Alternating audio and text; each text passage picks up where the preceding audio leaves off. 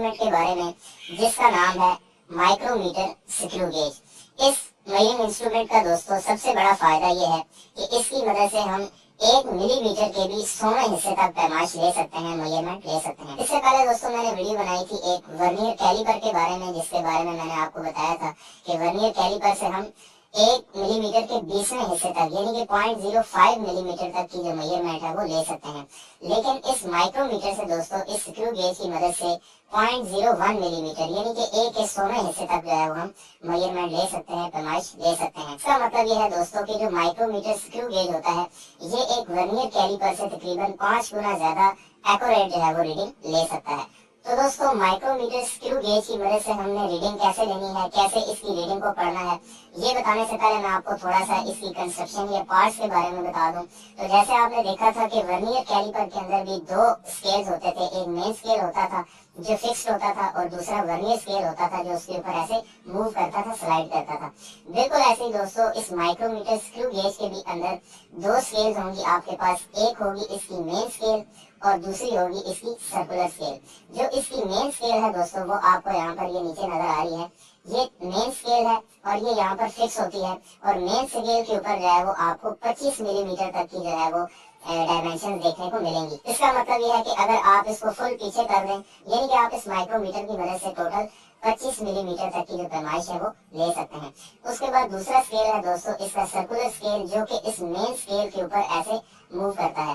जब आप इसको ऐसे क्लॉकवाइज घुमाते हैं तो ये आगे की जानिब मूव करता है, जब आप इसको एंटी क्लॉकवाइज घुमाते हैं तो ये पीछे की जानिब मूव करता है। सर्कुलर स्केल के ऊपर दोस्तों 1 मिलीमीटर को जो है वो 100 हिस्सों में तकसीम किया गया है, जैसा कि आप यहाँ पर देख सकते हैं कि इसके ऊपर ये लाइनें लगी हुई हैं।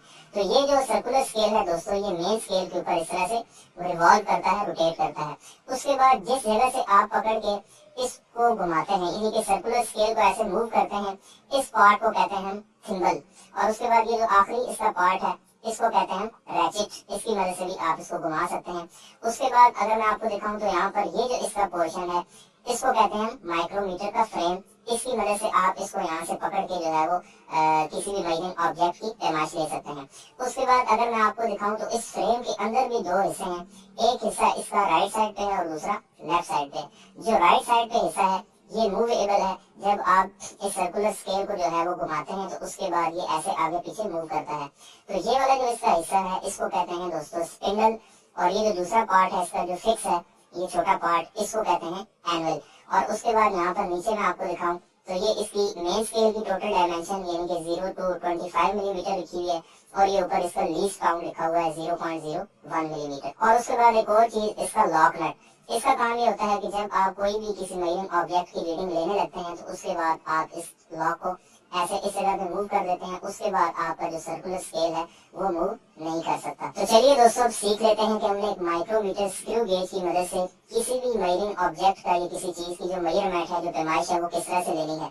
तो सबसे पहले दोस्तों मैं आपको मेन स्केल के बारे में बताता हूँ। ये जो नीचे मेन स्केल है तो इसमें आप देख सकते हैं ये सेंटर पे एक लाइन है, इसको कहते हैं बेस लाइन या फिर डॉटम लाइन भी कहते हैं।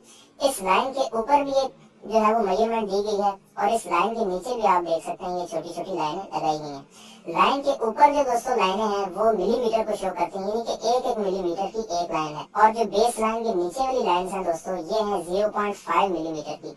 यहाँ पे आप दोस्तों थोड़ा गौर से देख सकें तो ये देखें ये 1 मिलीमीटर है, ये जो डिस्टेंस है, और इसके बिल्कुल सेंटर में नीचे लाइन लगाई गई है, यानी कि 1 मिलीमीटर का जो आधा होता है उसके नीचे लाइन लगाई गई है और वो होता है 0.5 मिलीमीटर।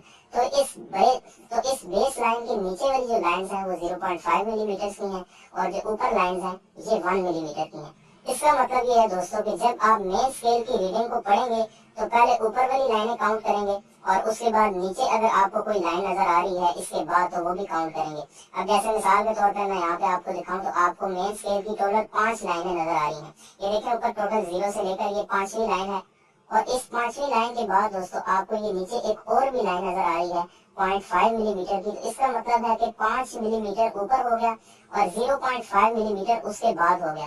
तो मेन स्केल की रीडिंग यहाँ पर बनी टोटल 5.5 मिलीमीटर। ये तो था दोस्तों इसका मेन स्केल। उसके बाद अब देखते हैं सर्कुलर स्केल को, ये जो इसके ऊपर मूव करता है। तो इसमें मैं आपको दिखाऊं तो यहाँ पर देख सकते हैं आप कि इसकी जो रीडिंग है वो 0 से स्टार्ट होती है। लेकिन ये 0 है, फिर उसके बाद 5 मिलीमीटर, 10 मिलीमीटर, 15, 20, यानी कि हर 5 मिलीमीटर के बाद एक बड़ी लाइन लगाई गई है। और ये जो छोटी छोटी लाइनें हैं, ये जैसे आपको ये सेंटर में छोटी लाइनें नजर आ रही हैं, ये एक एक मिलीमीटर की हैं। तो ये टोटल इसके ऊपर 50 जो है वो डिवीजन की गई हैं। जब आप रीडिंग लेने लगेंगे तो आपने ये देखना होगा कि इस सर्कुलर स्केल की कौन सी लाइन इस मेन स्केल की बेस लाइन या बॉटम लाइन के साथ, जो सेंटर में लाइन है, इसके साथ मैच करिए। जैसे देखिए कि आप यहाँ पर ये 25 वाली लाइन है, तो ये 25वीं लाइन इसके साथ बिल्कुल एग्जैक्टली मैच कर रही है। तो ये तो हो गई दोस्तों मेन स्केल और सर्कुलर स्केल की जो है वो डायमेंशन की बात। उसके बाद इस माइक्रोमीटर से रीडिंग लेने के लिए जो अगली चीज आपको पता होनी चाहिए वो है लीस्ट काउंट। तो लीस्ट काउंट है दोस्तों इसका 0.01 मिलीमीटर। अब ये लीस्ट काउंट क्या होता है दोस्तों, इसके बारे में अगर मैं आपको बताऊं तो लीस्ट काउंट दोस्तों वो कम से कम मेजरमेंट है, वो कम से कम पैमाइश है जो कोई भी मेजरिंग इंस्ट्रूमेंट जो है वो मेजर कर सकता है। मिसाल के तौर पर मैंने आपको बताया था कि वर्नियर कैलिपर जो है वो 1 मिलीमीटर के 20वें हिस्से तक पैमाइश करता है। तो 1/20 इज इक्वल टू 0.05, यानी कि 1 मिलीमीटर का 20वां हिस्सा बनता है 0.05 मिलीमीटर। तो वर्नियर कैलिपर का लीस्ट काउंट हुआ 0.05 मिलीमीटर। लेकिन मैंने आपको जैसे पहले भी बताया है कि जो माइक्रोमीटर स्क्रू गेज होता है ये 1 मिलीमीटर के 100वें हिस्से तक पैमाइश कर सकता है, यानी कि 1 मिलीमीटर को हमने सर्कुलर स्केल के ऊपर 100 हिस्सों में तकसीम किया हुआ है। तो 1/100 इज इक्वल टू 0.01 मिलीमीटर। तो यही इसका लीस्ट काउंट है, यानी कि ये जो माइक्रोमीटर स्क्रू गेज है ये 0.01 मिलीमीटर तक की जो मेजरमेंट है वो ले सकता है। अब तीसरी और आखिरी चीज दोस्तों जो आपको माइक्रोमीटर स्क्रू गेज इस्तेमाल करने से पहले पता होनी चाहिए वो है इसकी पिच।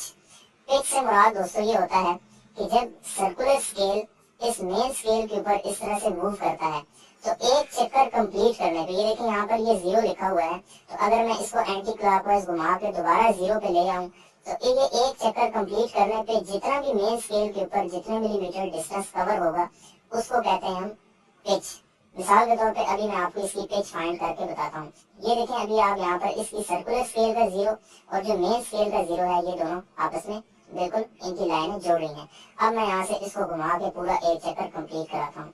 ये देखेंगे मैं 0 से मैंने स्टार्ट किया था और अब मैं वापस इसको 0 पे लेके आता हूँ। ये देखें मैं अब इसको वापस 0 पे ले आया हूँ। तो आप यहाँ पर देख सकते हैं कि आपको इस 0 वाली लाइन के बाद नीचे एक छोटी सी लाइन नजर आ रही है, जिसके बारे में मैंने आपको बताया है कि ये जो छोटी लाइनें हैं इस बेस लाइन से नीचे ये 0.5 मिलीमीटर की हैं। तो आपने देखा कि एक रिवोल्यूशन, एक चक्कर जो है इसको देने पे इसने 0.5 मिलीमीटर का जो डिस्टेंस है वो कवर किया है। इसका मतलब ये है कि इस माइक्रोमीटर की स्क्रू गेज की जो पिच है दोस्तों वो है 0.5 मिलीमीटर। तो चलिए दोस्तों अब ये मेरे पास एक ये सिक्का है, 5 रुपए का कॉइन है और मैं इसका ये वाली जो डायमेंशन है इसको देखना चाहता हूँ कि ये कितने mm है, कितने मिलीमीटर है। लेकिन उससे पहले दोस्तों मैं आपको इसकी रीडिंग का फार्मूला बता दूं तो वो यही है कि सबसे पहले हमने इसकी मेन स्केल की लाइनें जो है वो काउंट कर लेनी है, यानी कि जितनी लाइनें हमें नजर आ रही होंगी उतने मिलीमीटर उसकी रीडिंग होगी। और उसके बाद हमने सर्कुलर स्केल की रीडिंग लेनी है और उसका तरीका ये है कि हमने देखना है कि सर्कुलर स्केल की कौन सी लाइन जो है वो इसकी इस सेंटर वाली लाइन के साथ, बेस लाइन के साथ मैच कर रही है। तो जो सी भी लाइन इसके साथ मैच करेगी सर्कुलर स्केल की उस रीडिंग को हमने मल्टीप्लाई करना होगा इसके लीस्ट काउंट 0.01 मिलीमीटर से और वो जो रीडिंग आएगी उसको मेन स्केल की रीडिंग में ऐड कर देना है। तो सबसे पहले हमने यूं करना है दोस्तों कि हमने यहाँ पर सेंटर में रख के जो है वो इस सिंबल की मदद से इसको टाइट कर देना है। तो यहाँ पे दोस्तों आपने एक और चीज का खास ख्याल रखना है और वो ये है कि आपने कोशिश करनी है कि इससे घुमाने के बजाय आप रैचेट से इसको घुमाएं। जब आप इससे इसको घुमाएंगे तो ये देखें आपको टिक टिक की आवाज जो है वो सुनाई दे रही होगी। इसका मतलब यह है कि अब ये इससे आगे मजीद टाइट नहीं हो सकता। अगर आपने इसको जबरदस्ती ऐसे घुमाने की कोशिश की तो फिर आपका यहाँ पर रीडिंग में एरर भी आ सकता है। और जब आप इस रैचेट की मदद से इसको फुल ऐसे टाइट कर दें तो उसके बाद आप इस लॉक नट को जो है वो फुल इस साइड पे कर दें ताकि अब जो है वो आपका जो सर्कुलर स्केल है वो कहीं आगे पीछे मूव ना करे। तो अब दोस्तों चलें इसकी रीडिंग को जो है वो पढ़ लेते हैं। तो उसका तरीका मैंने आपको बताया है कि सबसे पहले हमने मेन स्केल की रीडिंग को पढ़ना है और उसका तरीका ये कि जितनी लाइनें आपको जो है वो बेस लाइन से ऊपर नजर आ रही होंगी वो इसकी मेन स्केल की रीडिंग होगी। अब यहाँ पर आप देख सकते हैं कि यहाँ पर 0 के बाद आपको एक और सिर्फ 2 लाइनें ऊपर नजर आ रही हैं, यानी कि इसकी मेन स्केल की जो रीडिंग है वो है 2 मिलीमीटर। लेकिन अगर आप दूसरी लाइन के नीचे देखें तो आपको आगे कोई नीचे जो है वो 0.5 मिलीमीटर वाली लाइन नजर नहीं आ रही। तो इसका मतलब है कि मेन स्केल की रीडिंग जो है वो है 2 मिलीमीटर। इसको आपने साइड पे नोट कर लेना है। उसके बाद दोस्तों अब आपने लेनी है इसके सर्कुलर स्केल की रीडिंग। तो उसका तरीका मैंने आपको बताया है कि आपने देखना है कि सर्कुलर स्केल की इस स्केल की कौन सी लाइन जो है वो इसकी इस बेस लाइन सेंटर लाइन से बिल्कुल एग्जैक्टली मैच कर रही है। तो यहाँ पे अगर मैं आपको दिखा सकूं तो ये 30 के बाद ऊपर 31 और फिर 32, यानी कि 32वीं जो लाइन है ये इसकी सेंटर लाइन के साथ बेस लाइन के साथ परफेक्टली मैच कर रही है। तो इसका मतलब है कि इस सर्कुलर स्केल की जो 32वीं लाइन है, इस 32 को हमने मल्टीप्लाई करना है इसके लीस्ट काउंट 0.01 से, तो ये आंसर आएगा हमारे पास तकरीबन 0.32। तो इस सर्कुलर स्केल की रीडिंग 0.32 को हमने ऐड कर देना है मेन स्केल की रीडिंग जो कि हमारे पास आई थी 2 मिलीमीटर। तो 2 मिलीमीटर प्लस 0.32 मिलीमीटर, तो ये टोटल आंसर आएगा 2.32 मिलीमीटर। तो इसका मतलब ये है दोस्तों कि ये जो 5 रुपए का सिक्का है, ये जो कॉइन है, इसका जो आउटर डायमीटर है ये है 2.32 2.32 mm, ये 2.32 मिलीमीटर। इस तरह मैं आपको दिखाऊं तो ये मेरे पास एक छोटा सा सेल है घड़ियों वाला, मैं इसका भी जो है वो साइज ले लेता हूँ, देख लेता हूँ कि ये कितने मिलीमीटर का है। तो बिल्कुल वैसे ही जैसे हमने किया था, इसको यहाँ पर स्पेंडल और एनुअल के दरमियान में इस तरह से रख के हमने रैचेट से इसको टाइट कर देना है। और जब रैचेट आवाज करना शुरू कर दे तो इसका मतलब है कि अब ये फुल टाइट हो चुका है। और उसके बाद हमने इस लॉक नट को जो है वो इस तरह से घुमा के छोड़ देना है। उसके बाद चलिए अब इसकी रीडिंग को पढ़ लेते हैं। यहाँ पे दोस्तों मैं आपको दिखा सकूं तो आप देख सकते हैं कि ये देखें बेस लाइन के ऊपर यानी कि मेन स्केल की जो रीडिंग है वो है 0 के बाद आपको 2 लाइनें नजर आ रही हैं। तो इसका मतलब है कि 2 मिलीमीटर ये हो गया। और यहाँ पर देखें तो दूसरी लाइन के नीचे भी आपको जो है वो ये नीचे 0.5 मिलीमीटर वाली एक लाइन जो है वो नजर आ रही है। तो 2 मिलीमीटर ऊपर और 2 मिलीमीटर के बाद आधा मिलीमीटर नीचे यानी कि 0.5 मिलीमीटर नीचे, तो मेन स्केल की रीडिंग हो गई दोस्तों 2.5 मिलीमीटर। तो उसके बाद देख लेते हैं सर्कुलर स्केल की रीडिंग को। तो यहाँ पे आप देख सकते हैं कि जो 10वीं लाइन है 10 नंबर वाली लाइन, ये इस मेन स्केल की मेन जो सेंटर लाइन है इसके साथ बिल्कुल परफेक्टली मैच कर रही है। तो आपने इस 10 को मल्टीप्लाई करना है पहले इसके लीस्ट काउंट 0.01 मिलीमीटर से। को इस 0.1 मिलीमीटर से मल्टीप्लाई करने से आपके पास आंसर आएगा 0.1 मिलीमीटर। और इस सर्कुलर स्केल की रीडिंग यानी कि 0.1 मिलीमीटर को आपने ऐड कर देना है मेन स्केल की रीडिंग जो कि थी 2.5। तो 2.5 प्लस 0.1 इज इक्वल टू 2.6 मिलीमीटर। इसका मतलब है कि ये जो सेल है ये तकरीबन 2.6 mm का है, यानी कि 2.6 मिलीमीटर का है।